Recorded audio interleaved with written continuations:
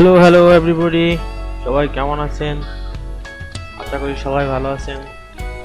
আমি সাজিদ আছি আপনাদের সাথে। আজকে দেখাবো আমি ইলাস্ট্রেটরের শেপ বিল্ডার টুলের কাজ। শেপ বিল্ডার টুল দিয়ে কি কি করা যায়, তো চলুন শুরু করা যাক। শেপ বিল্ডার টুল দিয়ে আসলে বিভিন্ন শেপকে প্রয়োজনীয় অংশ রেখে অন্যান্য অংশগুলি বাদ দিতে পারবেন। তারপর ভাগ করতে পারবেন এগুলো। ধরুন লাইভ প্রজেক্টে গিয়ে দেখি। প্রথমে আমি একটি এডিট টুল নিয়ে একটি বৃত্ত অঙ্কন করব। এখন আমি চাচ্ছি বৃত্তের মাঝখান থেকে অংশ বাদ দিতে। তো তার জন্য ঠিক বৃত্তের মাঝখান বরাবর একটি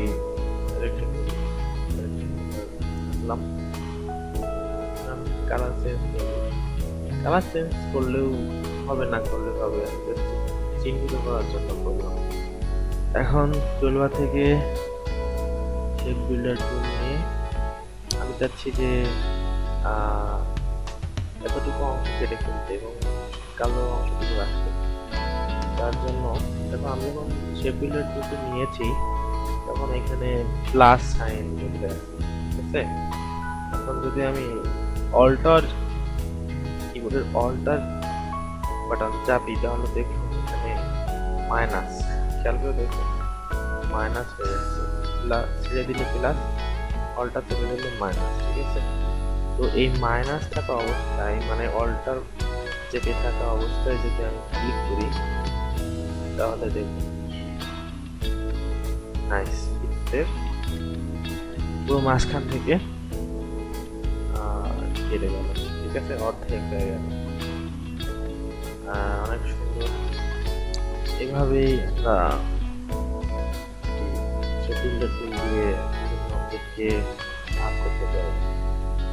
আরো কাজ আছে, সেগুলো দেখাই। আবার আমি কি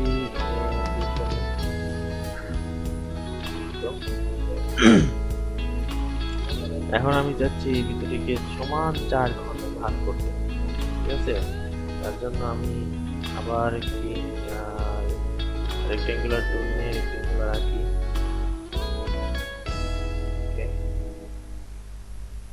কালার চেঞ্জ করে দিই বলে পরবর্তীতে এটি আবার ডুপ্লিকেট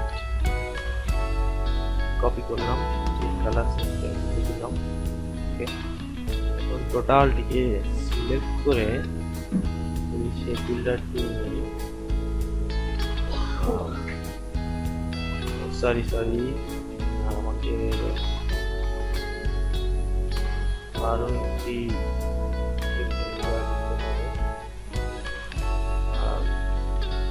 তার জন্য আমি এখান থেকে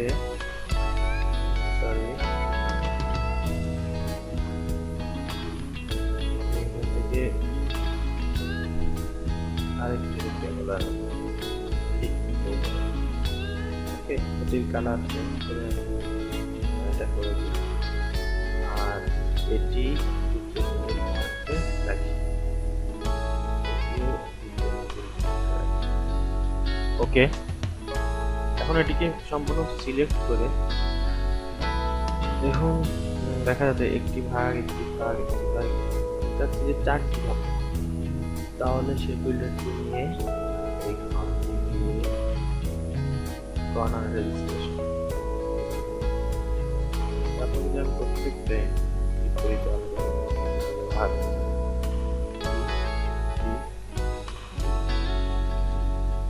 আর বাদ বাকি ঘন্টা থেকে মাইনাস করে দিই।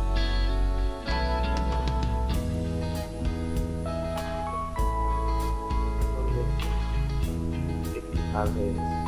এগুলো যদি কালার চেঞ্জ করে দিই সমস্যা নাই, সবগুলোর কালার চেঞ্জ হয়ে যাবে, প্রবলেম নাইস। আপনারা এইভাবে শেপ বিল্ডার টুলের মাধ্যমে আহ, বিভিন্ন অবজেক্টকে বিভিন্নভাবে ভাগ করতে পারবেন বা দিতে পারবেন। আর হ্যাঁ, শুধুমাত্র টুলসের কাজ শিখলেই হবে না, এগুলো নিয়ে চিন্তা করতে হবে যে এই টুলসগুলা কোথায় কাজে লাগানো যায়, যাতে কি করা যায়, মানে কি তৈরি করা যায়। তখন দেখবেন অটোমেটিক্যালি আপনি যখন কিছু একটা তৈরি করতে যাবেন, কোনো একটা ডিজাইন করবেন, তখন চিন্তা করবেন যে এখানে কোন জিনিস নিয়ে কাজ করলে সুবিধা হয়, অটোমেটিকলি আপনাদের মাথায় চলে আসবে। তো এটা নিয়ে কোনো টেনশন করার কাজ নেই। আগে আপনারা টুলসের, আপনারা যারা বিগিনার আছেন, যারা এই টুলসের কাজ শিখবেন, তারপর ওয়েব ম্যানুয়ালের কাজ শিখবেন, ইফেক্ট দেওয়া বিভিন্ন ইফেক্ট আছে, এগুলো শিখবেন। তারপরে আশা করি আস্তে আস্তে শিখে যাবেন। আর বেশি বেশি প্র্যাকটিস করুন, ভালো ভালো ডিজাইন এগুলো নিজেরা করার চেষ্টা করবেন। আর আমি আশা করছি আপনাদের জন্য আরও অনেক ছোটো ছোটো ভিডিও আনবো। আমি আসলে বিগিনার থেকে শুরু করেছি, যারা নতুন তাদের জন্য শিখতে ভালো হয় এই জন্য।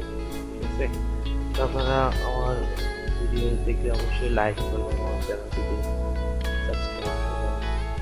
ওকে, ভালো থাকুন তাহলে সবাই, আল্লাহ হাফেজ।